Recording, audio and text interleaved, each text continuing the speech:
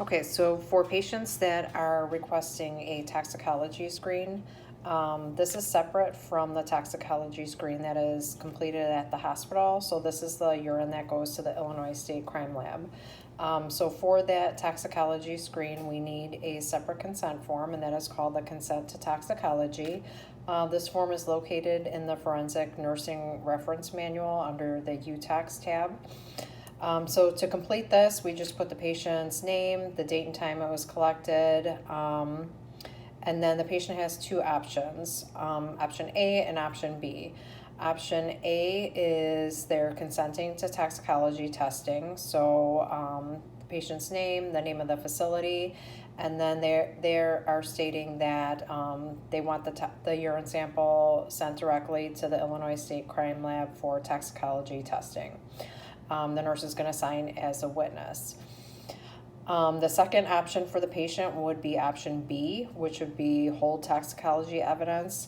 So in this scenario, the patient is stating they do want their urine sample collected. However, they do not want it sent to the crime lab at this time. The patient has up to 10 years to have it held at the law enforcement agency. And anytime during that time period, they can change their mind, go into the police department and sign a form stating that the urine can be released for testing. So once the patient makes the decision for option A or option B, we store the urine in the evidence collection cabinet with that form.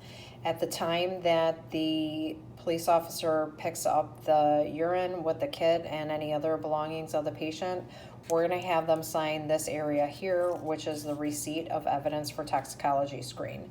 So whomever is handing this specimen over to the police department would have to sign that the urine left their possession and went into the possession of the arriving officer. So in this scenario, Sergeant Jones signed the form. He was badge number 125 and dated and timed the form. He's from the Oak Lawn Police Department, and then he wrote his phone number here. I signed as the witness. So this form is not a carbon copy. You'll notice here it says original to law enforcement, copy to hospital medical record, and a copy to the patient. So because of that, we give the original, we make copies of it, and we give the original to the law enforcement officer, and we put a copy on the patient's chart, and we give a copy to the patient as well.